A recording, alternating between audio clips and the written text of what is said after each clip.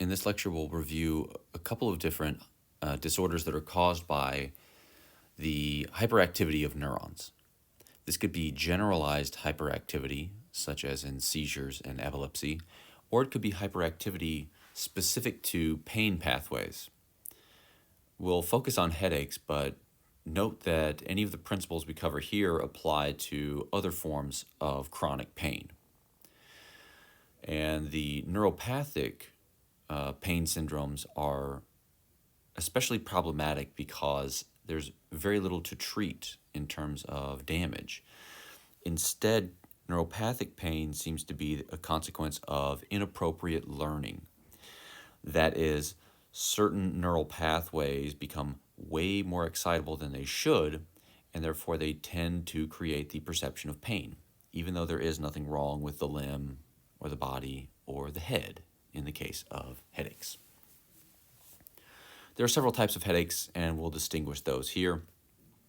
Luckily, they have the same basic pathway to create pain in the head. We'll start off with seizures. Seizures are these bursts of activity here. So you can see low frequency but high amplitude deviations on EEG recordings. And this is caused by high frequency synchronous bursts of activity in neurons. Now, a seizure is an event, and epilepsy is the disorder that can create multiple seizures. But do note that there are many things that cause seizure. Epilepsy is certainly one of them, but other things can cause them as well. Anything that increases intracranial pressure, for example, can cause seizures. And so we'll see seizures in multiple disorders besides epilepsy. But epilepsy is certainly characterized by the repetitive seizures that create motor, sensory, and cognitive abnormalities, depending on which parts of the brain are inappropriately active. Here we can see a special type of epilepsy called status epilepticus. Status epilepticus just means that seizures are longer than 30 minutes. This constitutes a medical emergency, and this is a very severe type of epilepsy. Seizures are just those episodes of synchronous neuronal activity. The cause of that may very well be something external, traumatic injury, for example. It might also be what we call unprovoked. That means there isn't some external cause initiating the seizure. Instead, there's some issue with how the neurons are excitable. They might have differences in ion channels, as we'll see, or neurotransmission, something like that. But epilepsy is the recurrent unprovoked seizures. Recurrent meaning there's more than one, and unprovoked meaning there isn't some outside factor that causes it. Here you can see epilepsy is thankfully quite rare, so 67 per 100,000 people. We don't really see differences across age or sexes, and I do want you to take note that status epilepticus has particularly bad outcomes because the seizures last for so long. Okay, so what's causing epilepsy is likely some mix of genetic risk factors, more commonly what we call channelopathies. That is, we have a problem with ion channels.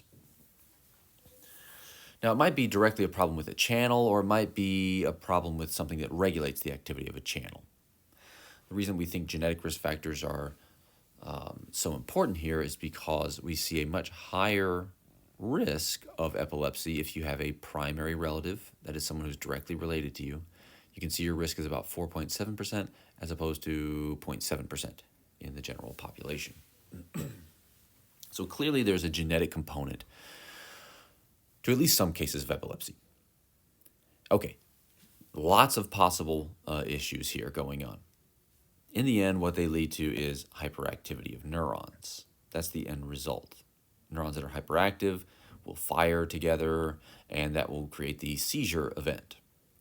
The cause of epilepsy can be somewhat complicated. For example, we have some mutations that increase the activity of voltage-gated sodium channels, and some that decrease the activity of voltage-gated sodium channels.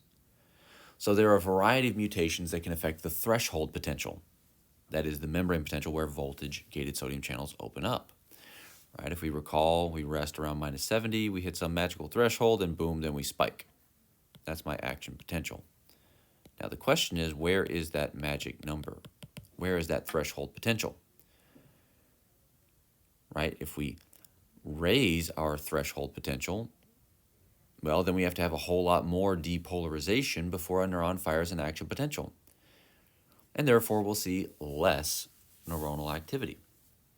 You're probably thinking, what the heck does that have to do with epilepsy?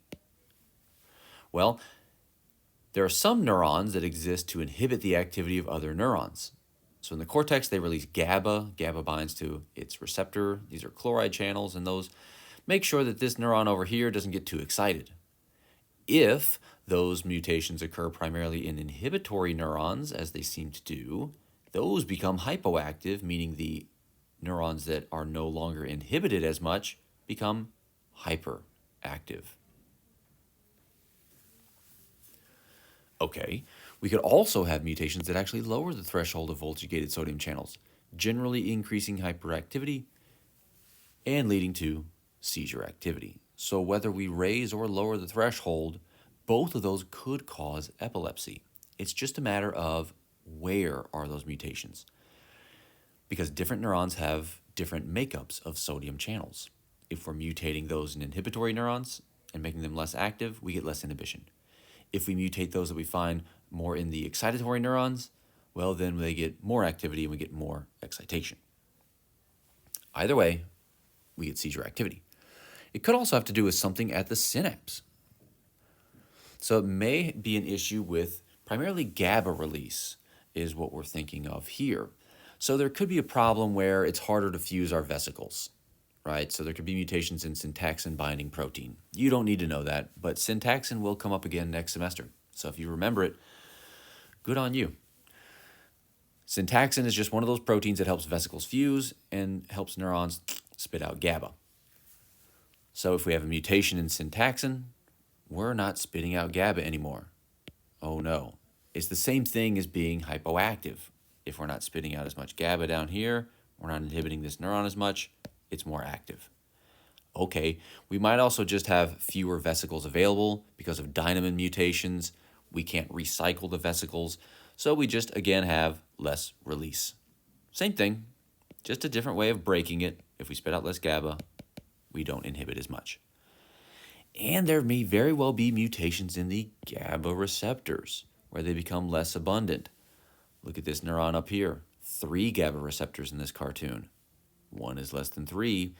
So even if we're spitting out the same amount of GABA, if we have fewer GABA receptors available, well, then we have less inhibition and this neuron becomes hyperactive. So I've noted a few possibilities for you here. They don't have to all happen at the same time. And there are many more besides this. Just keep that in mind.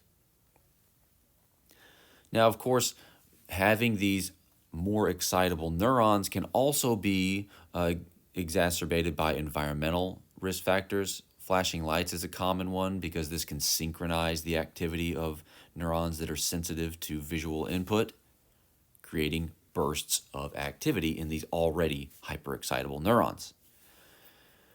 Really, anything that's bad for the body is bad for the brain. So poor sleep, poor nutrition, being overly hot, for example, these can increase the excitability of neurons and increase the risk of seizure activity. Outside of the context of epilepsy, seizures can also be caused by outside events. So even if there's no channelopathy, nothing wrong with GABA receptors, seizures are still a risk for folks without these mutations. A very common form of seizure are febrile seizures, and these occur in very young children because they have smaller bodies and they're less able to regulate their pH and temperature as well. So generally what happens when children get hot, or anyone, they'll increase their rate of respiration. And what that does is hyperoxygenate the blood and drives up the pH. So the blood and extracellular fluid becomes a little more basic, right? Because we just simply have lower levels of carbon dioxide. And when that happens, we get an increase in some ion channels current. It's called the HCN channel, hyperpolarization activated cyclic nucleotide gated cation channels. Whatever. What you need to know is that these are cation channels. So they bring in positive charge here. They depolarize us. And they tend to be a lot more active when we have an elevation in pH. And that's what we're seeing here. So here they just simply heated up the little baby rats. That's this HT. So they got them hot. That's the triangles here. And what they're measuring up here is HCN current, the amount of positive charge that enters the cell, in other words. And notice my triangles are well above these other shapes, the circle control and the square that we'll get to in just a second. Oops. Correspondingly, if we have an increase in HCN current, we see an increase in the firing rate of neurons. In other words, they become boop, boop, boop, more excitable. Okay, they can fix this by giving some carbon dioxide. That, of course, drives down the pH, the good old carbonic acid buffer. Okay, in doing that, we get our squares here lining up with the circles. So even though we're overheated, as long as we maintain an appropriate pH, we don't increase HCN activity and we don't drive up the activity of neurons. So that's what's causing febrile seizures. The good news is these don't really seem to have any negative consequence, so long as they're controlled. These seem to be one-off events, and they don't predispose you to future epilepsy. Now, head injuries, mass lesions like the growth of a tumor or some kind of hemorrhage, those can, of course, stimulate neurons. Just good old-fashioned mechanical gating. Remember, everything's mechanically gated to some degree. If you rub your eyes, you see color. So here we physically push open ion channels, forcing positive charge into neurons and creating a seizure. Of course, the inflammation that happens afterward can predispose us to seizure because inflammation, of course, triggers reactive gliosis. Those astrocytes then stop picking up glutamate, potassium. You've heard this before. It's the same thing. Another thing that can cause seizures is cerebrovascular disease, something like stroke. We don't get enough blood to a part of the brain. We don't make enough ATP. We don't fuel our pumps. If we don't fuel the sodium-potassium pump, oh my goodness, I jumped ahead. We depolarize. And so we'll depolarize that whole region of neurons. That is, we'll have a bunch of neurons that are active at the same time. And by golly, that's what a seizure is.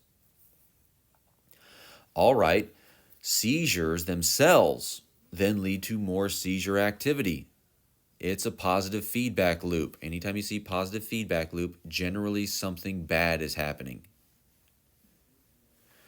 So potassium creates a really awful positive feedback loop here. Okay, because every time a neuron's active, so here's a neuron, right? It's active. This red potassium is going to leak out. So let's leak some potassium out during an action potential. Right? Sodium comes in, potassium leaves. So every time we fire an action potential, we're spitting out more potassium.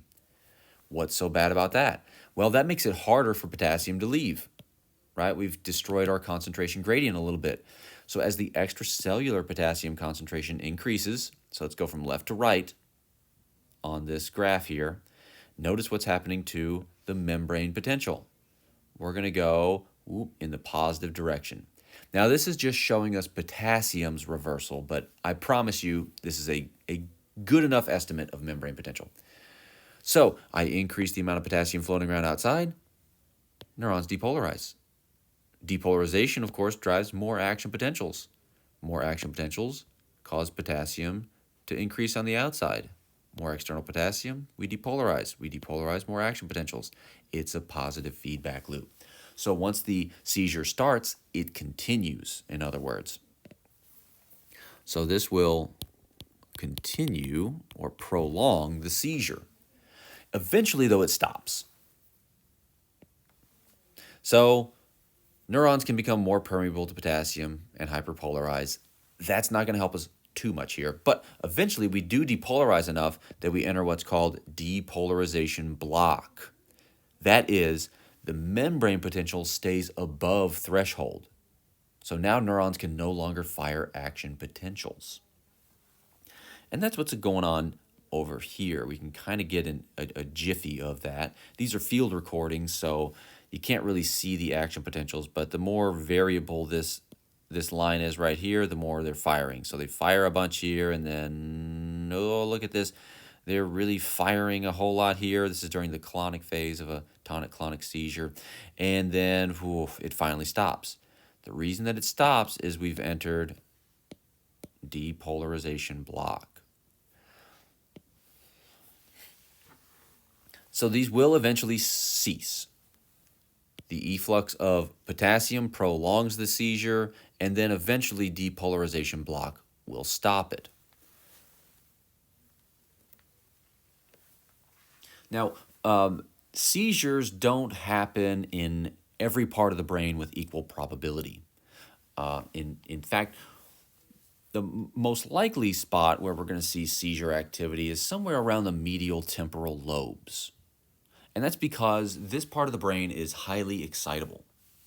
It contains a region called the hippocampus, and this is where we store our memories. Now remember, the way that our nervous system learns is if we fire together, we wire together. And so the hippocampus does an awful lot of wiring together, that is forming memories, and therefore it does quite a bit of firing together. But you'll probably recall firing together is what a seizure is. So if we have too many neurons firing together, we have a seizure. We want just enough neurons firing together that we can form memories. So we're walking a fine line here in the hippocampus, right? If we think about how much firing we want. There's some baby bear range where we have optimal function. Y-axis is the function here, and this will be the frequency of action potentials. Some moderate amount will allow us to have good memory function without generating seizures. If they fire too many action potentials, we get seizures. If they don't fire enough action potentials together, we don't form memories. So the hippocampus is walking that fine line of being excitable enough to form memories, but not so excitable that it creates seizures. Very commonly, we find what we call hippocampal sclerosis. That is, we have damage in the hippocampus. And we see this in the majority of folks who have temporal lobe epilepsy. And temporal lobe epilepsy, that TLE there, accounts for the majority of all cases of focal epilepsy. This is no surprise because the temporal lobes contain the hippocampus. All right. Hippocampal neurons are really excitable because that's their job. Now, what helps make them excitable is the fact that their dendrites are excitable. Not only do their axons fire action potentials, but so do their dendrites. They're capable of carrying back what we call back-propagating action potentials, or BAPs, for the cool folks in the know. This is wonderful because when this neuron is active, when this one fires an action potential over here, yikes. Let's make it a little bit cleaner. Okay, cool. So when we fire an action potential in the cell body, that can spread back here into the dendrites and depolarize them. So we know that the postsynaptic neuron is firing. This will depolarize NMDA receptors so we can get long-term potentiation and learn stuff. So this facilitates learning by making the hippocampal neuron a little more excitable. Okay, so we have excitable dendrites. This is great, except when it's not. So if our dendrites get a little too excitable, well, then we have epilepsy. Because here's the deal. Those dendrites on the different neurons, they run pretty well parallel to one another. You know, I mean, not perfectly, obviously, but Here you can see the apical dendrites of all kinds of different neurons. This is from the brainbow mouse. It's called the brainbow for obvious reasons. You can see all the colors of the rainbow in the brain. So here's the hippocampus. Here we got some nice cell bodies, and they're running their dendrites down here. And each color just lets us see different neurons. What I want you to notice is that the dendrites are kind of running in the same direction. Now, if they run in the same direction for a long enough period, then we have regions where we're dumping potassium out onto our neighboring dendrites. This is the same story we just went through. So when that back-propagating action potential runs down this dendrite, along the entire length, we're dumping out potassium, depolarizing my neighbors. This isn't so bad if the neighbors, let's say, just have a little bit of contact and then jump away. But what if the neighbor kind of runs along a big region? This neighbor over here on the left is going to be depolarized enough that it gets activated. And then it activates its neighbor, which activates its neighbor, and the next thing you know, you got yourself a seizure. So these hippocampal neurons can inappropriately activate each other because they have excitable dendrites that run in parallel. So part of the problem in some cases of epilepsy could just simply be inappropriate architecture in the hippocampus. That is, the dendrites are a little too parallel. It's just bad luck. Once we have that epileptiform activity, that can spread because the hippocampus is connected. It's well connected to the cortex through a couple of different pathways. The Papez circuit shown here. So the hippocampus is connected to the mammillary bodies. So if this area is hyperexcited, well, that's going to excite the next target, which will excite the thalamus here, which will then excite the cortex, which then talks to all kinds of other parts of the cortex, including the entorhinal cortex, which talks back to the hippocampus. This is a big old loop. Whoa, let's do the pointer. This is a big old loop. Hippocampus, mammillary bodies, to thalamus, to cortex, to entorhinal cortex, to hippocampus, and you get the point. So this propagates itself. It stays going, and it spreads out that seizure activity. That's all epileptiform activity means. It's activity that's what we see in epilepsy. So this circuit's a really nice thing because we can take stuff that's in our cortex and put it in the hippocampus. And those memories that we store in the hippocampus, we can boop, boop, boop, bring back into the cortex. But because it forms a big loop, this kind of prolongs and exacerbates the seizure activity. And this is a problem because not only do we learn nifty facts about life, we also, through learning, can solidify those seizure networks. And this happens in a process called long-term potentiation. All that means is fire together, wire together. Right? So when neurons are active at the same time, they increase their synapse strength. That's the simple logic that we use. They call it something different in epilepsy. I think this is a marketing scheme to pretend like it's something different, but it's not. They call it kindling. Same thing. Kindling just means the seizures get worse over time. And the reason that they get worse is because of LTP. Okay, with that spiel out of the way, what we can see over here is indeed kindling taking place. Okay, so they put in some kind of GABA A antagonist. That's this PTZ right here. So if you inhibit GABA receptors, hey, you see seizures, and they get worse over time. On the x-axis, we're just giving more injections of this drug. At baseline, we don't see any seizures, of course. But when we start inhibiting GABA receptors, even though we're giving the same dose of drug, each seizure gets progressively worse. That right there, ladies and gentlemen, is kindling. We can prevent this using some mysterious plant compound that we don't really care about. We're going to look at the diazepam. That's the GABA agonist. Okay, so we'll put on a drug that does the opposite thing.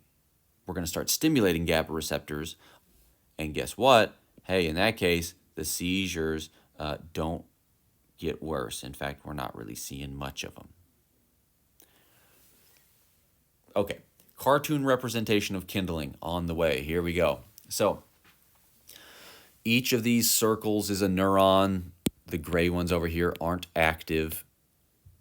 These white ones, these 4 white ones right here, these are the problem. These are the ones that were inappropriately stimulating one another because they had some kind of mutation, or their dendrites were in parallel, a little too close, and so they tend to be hyperactive with one another.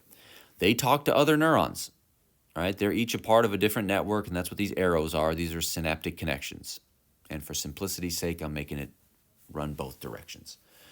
Okay, a neuron will be activated if it gets input from at least 2 neurons, like this one, and this one, and this one, and this one, and this one, and this one, and this one, and this one. So these 8 neurons are now newly activated at the same time as my core seizure network, these 4. When neurons fire together, they wire together. So now, instead of having 4 neurons as my core, after multiple seizures, after multiple neurons fire together, they wire together, and now I've got 12 neurons in my seizure core. So when a seizure starts, it spreads all throughout this network, and then, hey, now we're recruiting neighbors. So the number of neurons that are active at the same time increases over time with multiple seizures. And this is why it's very, very important to control seizures with medication. If we don't control our seizures, they're going to get worse over time. So either we need to take medications that reduce neuron excitability, or we need to do something about the underlying cause. Maybe it's a tumor growth. If so, let's remove that so we relieve the pressure. All right, from that, we should be able to handle a few of these review questions here. Some of this you might want to go to the notes or have a look at Hannah's lecture here. I'm no longer discussing these, but you should know that before the exam. All righty, let's move on to headaches. This is also caused by neuron hyperexcitability, as is any form of neuropathic pain. And headaches, at least some of them, are neuropathic pain. Others are what we refer to as referred pain. So we'll go through those different types here. The thing about headaches is they're super common. Most common is a tension headache. Here you can kind of see where people describe the pain in tension headaches. The darker it is, the more commonly it's described. Tends to be on both sides, tends to be kind of somewhere in the temporal region, but kind of wraps around the head. Migraines tend to be a little more unilateral, not on the eye, but away from it. Cluster headaches, unilateral, behind the eye. Tension headaches, almost everyone's going to have one at some point in their life. I get them. You probably do too. Apparently, there's about 10% of people who don't. I find that hard to believe because I get them, and everyone must be like me. But I'll believe it. There are probably some folks who don't get tension headaches. The peak ages are shown here, and the male to female ratio is shown down here. You can see for the most part, headaches tend to be more common in women than men, but we all get them. This flips for cluster headaches, more common in men than women. Also tends to peak at a younger age than our tension headaches. Migraines come on even earlier. As you can see here, we're going from most common, that is about everyone will get a tension headache, relatively few people get a migraine, and even fewer than that get cluster headaches. And this is good because cluster headaches are extremely debilitating. They hurt a lot more, and they're a lot more frequent. Alrighty, so tension type headaches. What's causing them? Well, lots of things. A big cause would be negative coping strategies with stress. So we carry our stress not only in our minds, but also in our bodies, right? The way that we sit. You're probably hunching your shoulders up right now, thinking that you have to make sense of this junk over here. Relax your shoulders, all right? Roll your neck. Probably hear a few crunches. Roll your shoulders. You might hear a few more crunches.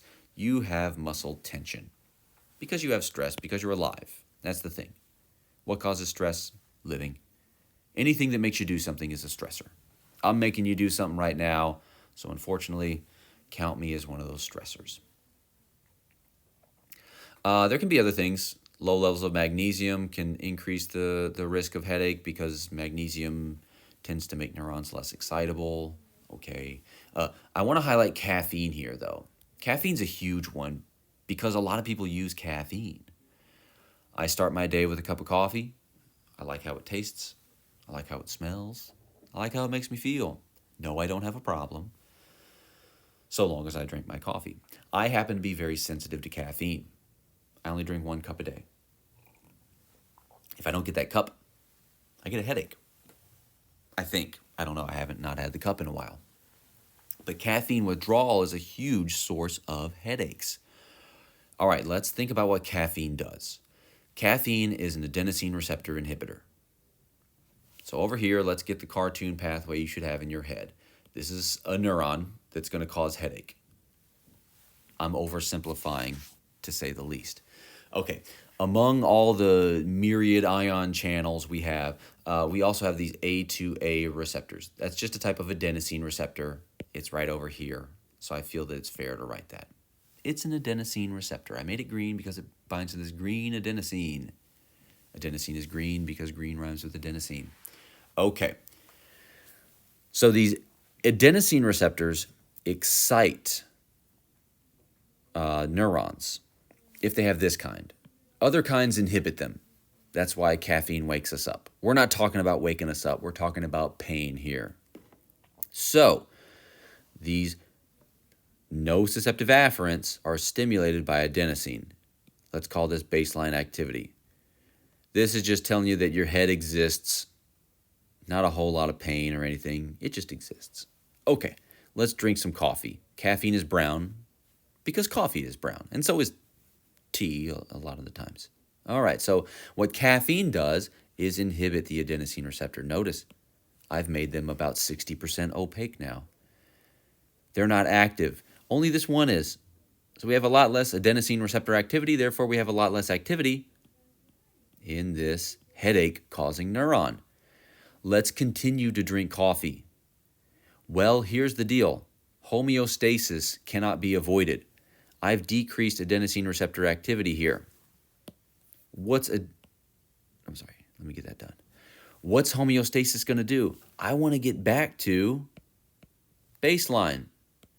You keep inhibiting adenosine receptors with caffeine, cells are just going to upregulate adenosine receptors. And that's what's happened here. Look, more green jelly beans, more adenosine receptors. So even though I'm blocking a lot of them with caffeine, I'm back to my typical level of activity. That's just good old homeostasis, ladies and gentlemen. Okay, what happens when you miss your cup of coffee? Ooh, we don't have the little brown dots over here anymore to get in the way. So now adenosine can bind to this far more abundant adenosine receptors here, increasing the activity in this neuron and giving me headache. It's just homeostasis. You can't escape it. And this is true for any drug that we use, whether it's caffeine, booze, narcotics. We develop tolerance. And that tolerance is also the same basis as withdrawal. Okay, so that's some risk factors. If you're stressed out a lot, you're probably going to have a lot of muscle tension. Hey, if you drink a lot of caffeine and miss your dose, you're probably going to have a headache. Not everyone gets them. Some folks are lucky. I most certainly get them because when I miss that caffeine, I get a lot of activity in those pain-causing neurons. The risk factors for migraine are a lot more genetic. You could maybe find some for tension headache, but hell, everyone gets them. Migraines are far less frequent, but we see a really big risk for folks who have a family history. So most people who have epilepsy have a family history. If you have a family history of epilepsy, you're about 2 to 3 times more likely to have epilepsy than someone who doesn't have a family history. So what's causing epilepsy could be, again, a problem with neurons. It could be good old channelopathies, just like we covered in seizure activity. In this case, it'd be ion channels that are specific to headache pathways. And one mutation that I want to highlight here happens in potassium channels. These are potassium channels expressed in trigeminal afferents. And these mutations cause the potassium channel to stop working. What we're looking at over here is potassium currents. The more these lines move up, the more potassium that comes into the cell. So this is typical.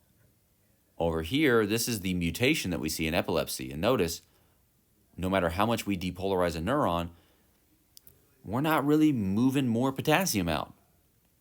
The potassium channels don't work.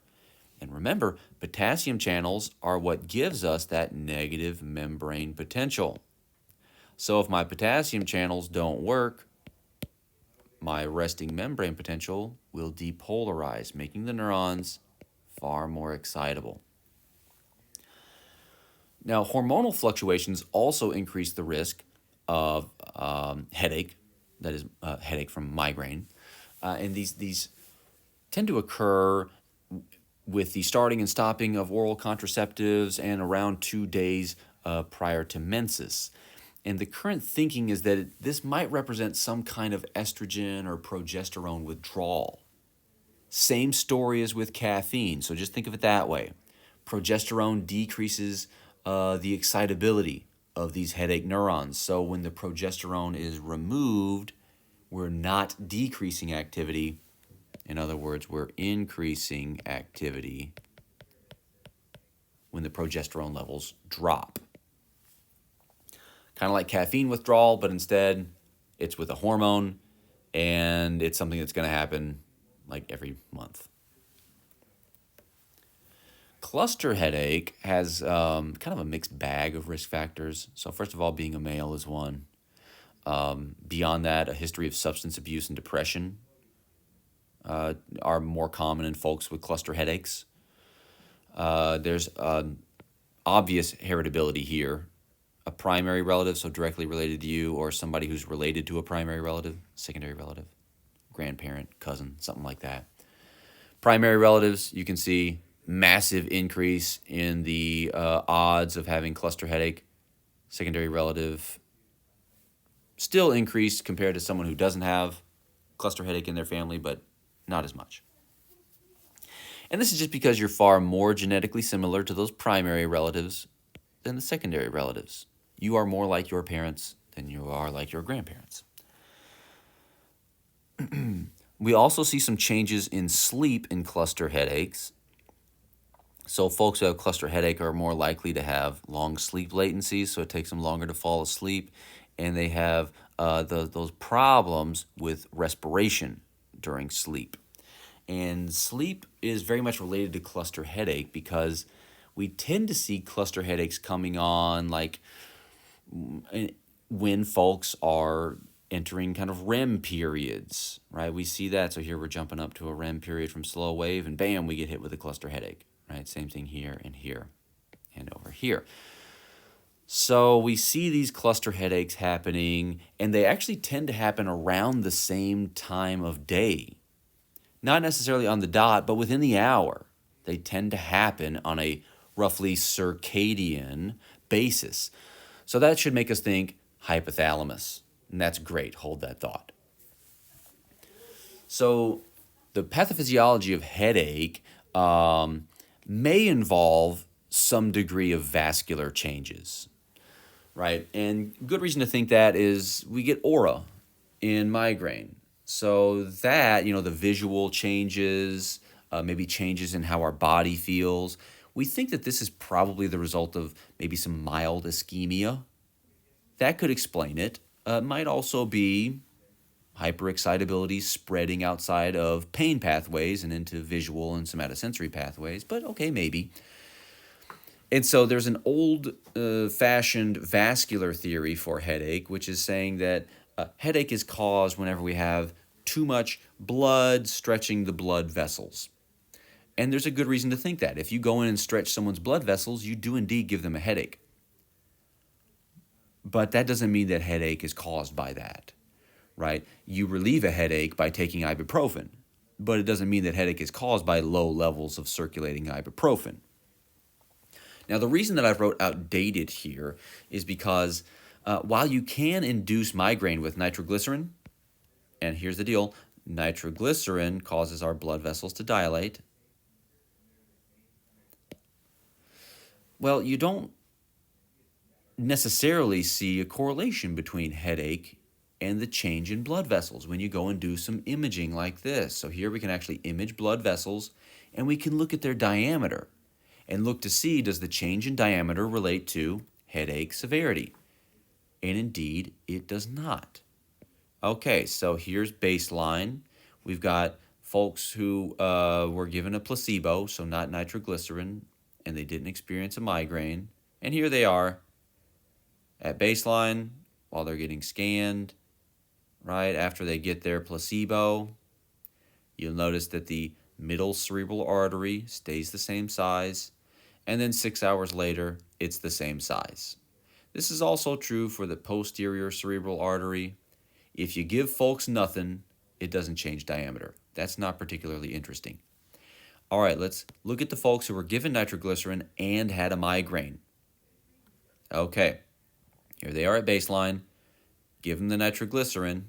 We get, of course, vasodilation. That's what it does. When they have a migraine, is it even further dilated? No. If anything, the average value has dropped just a little bit. Okay, maybe it's delayed though. Maybe it takes some time after we dilate for the headache to boop, boop, boop, come on. So maybe that's it. Maybe the blood vessels still do matter. Okay, what about the folks who didn't have migraine? Let's look at their plot. The triangles here. Baseline, give them some nitroglycerin. Their blood vessels dilate. They didn't develop a migraine, even with the same or greater dilation of that middle cerebral artery or the posterior cerebral artery. And then at the end of the scan, hey, their blood vessels are about the same size as those people who are having a migraine. In other words, there is no correlation between blood vessel diameter and whether or not someone has a migraine. So it's not stretching of blood vessels, although if you open up someone's skull and stretch their blood vessels, it will hurt them. That's probably not what's causing a headache. Instead, it's some abnormal activation of this pathway, the trigeminothalamic tract. So the trigeminal nerve innervates the face. Here's the trigeminal nerve. This will innervate your face and head and meninges, so you get feelings of if something's touching your face, but more important for today's discussion, whether there's pain in the head. It's a very simple pathway. We're going to go from the trigeminal nucleus here trigeminal ganglion here into the spinal nucleus of the trigeminal. And it's called that because it runs from the pons into the medulla into the spinal cord. So this is a massive nucleus. So we got our, well, let's label these. We got our primary afferents here. Here's my secondary afferents running from pons to spinal cord. Tertiary afferents are in the thalamus. And then in the cortex, this is where the magic happens, where you feel the magic of headache. In order for that to happen, I got to have some activity in the spinal nucleus of my trigeminal. Now that could be because there actually is pain in my head somewhere. But as we'll see, there are other things that can stimulate this. What tends to activate nociceptive afferents are drops in pH and heat. These nociceptive afferents tend to be inhibited by serotonin, and this provides the basis for using triptans to control migraines. Okay, now that spinal nucleus of the trigeminal, notice, runs down into the spinal cord. So that means it gets input not just from the trigeminal nerve, but also cervical spinal nerves, those that innervate the neck and shoulders. Here's where that stress comes in. So for tension-type headache, you're carrying that stress in your neck and shoulders. They're tense right now. That muscle tension is caused by muscles being hyperactive. And when muscles are hyperactive, that drops the pH. When you drop the pH, you activate nociceptive afferents in those upper cervical segments, which synapse onto the spinal nucleus of the trigeminal. So even though the pain isn't in our head, the pain really is in the neck and the shoulders, it gets referred onto the head because that spinal nucleus of the trigeminal receives convergent input from cervical nerves. From there, it's just the good old trigeminothalamic tract giving us pain in the head. Tension type headache we think of as referred pain. Migraine is caused by something that makes those trigeminal nociceptive afferents more excitable. For example, potassium channel mutations, but by golly, there's a lot of them. This is just one example. Okay, so we get some kind of mutation, and now my trigeminal nociceptive afferents are more excitable. From here, it's exactly the same as tension type headache. I have increased activity in the trigeminothalamic tract, and that gives me pain in the head. Okay, how about cluster headache? What's causing the problem there? You'll notice the red and orange boxes haven't changed at all in any of these three types of headache. What's going wrong in cluster headache, we think, is some kind of abnormal activity in the hypothalamus. And here's the deal. The hypothalamus projects to the spinal nucleus of the trigeminal. So here, now we're getting essentially referred pain from the hypothalamus. So for some reason, there are heritable mutations that make your hypothalamus inappropriately active. That's going to create problems with sleep. It also creates some autonomic symptoms. There will be a reason why that eye is tearing up during the headache. It's the autonomic nervous system, but that hypothalamic activity drives inappropriate activation of the secondary afferents that live in the spinal nucleus of the trigeminal. And now we have hyperactive trigeminothalamic tract giving us pain in the head. So the great news about headache pathophysiology is that there's not much headache to it. It's real simple. Somehow or another, the trigeminothalamic tract is hyperactive. It could be because of referred pain from cervical afferents. That's tension type headache. It could be referred from the hypothalamus, or it could be some heritable mutation or something like that that makes trigeminal nociceptive afferents more excitable. No matter what, we stimulate the neurons that make us perceive pain in the head, even though it's starting in our shoulders or hypothalamus or something like that. Now, we're very sensitive to pain for a few reasons, and I want to highlight how pain kind of keeps itself going so that, headaches can last a while. It's not just brief. So one of the things that increases pain signaling is the axon reflex. And this is just communication right here between the axon and some immune cell. So that primary afferent out here that's sensing this boo-boo, it gets stimulated, and when it's strongly stimulated, it spits out neuropeptides. Calcitonin gene-related peptide and substance P are the two that we deal with. Part of this is let's trigger inflammation so we can dilate the blood vessels and bring more blood to the area, right? We're going to have to deal with some damage. The other thing this does is trigger the immune cells to release histamine. That will, of course, contribute to inflammation, but it also directly stimulates those nociceptive afferents. Notice we've got a positive feedback loop. Nociceptive afferents stimulate immune cells via substance P. Immune cells stimulate nociceptive afferents via histamine. Positive feedback loop. We also have what we call peripheral sensitization, which is where those primary nociceptive afferents become more excitable. So a couple of things happen. They make more ion channels. For example, voltage-gated sodium channels or HCN channels, things that make them more excitable. So we fire more action potentials. We also create a whole lot more of those neuropeptides that we spat out. And this allows us to increase our communication. Communication with immune cells, but also communication with the nearby satellite glia. those glia that live in the dorsal root ganglion. That's what this is here. Trigeminal in this case. So the trigeminal ganglion has the cell bodies of those primary nociceptive afferents as well as these satellite glia. And these talk to each other. So this is kind of like the axon reflex. It's just not with the axon. The axon reflex would be out here. Peripheral sensitization will occur here. So I spit out those neuropeptides, CGRP, that stimulates my satellite glia to release prostaglandins that then stimulate the trigeminal nociceptive afferents. It's another positive feedback loop, keeping them active. And when they're highly active, they change their gene expression profile, making them more excitable and better at communicating. Alrighty, that's not all. We also have central sensitization, and this happens in the dorsal horn. This is the connection, that synapse between primary and secondary nociceptive afferents. So here's my primary afferent here, and here's the secondary afferent. And at this synapse, we release glutamate. When we're really excited, we'll also release CGRP and substance P.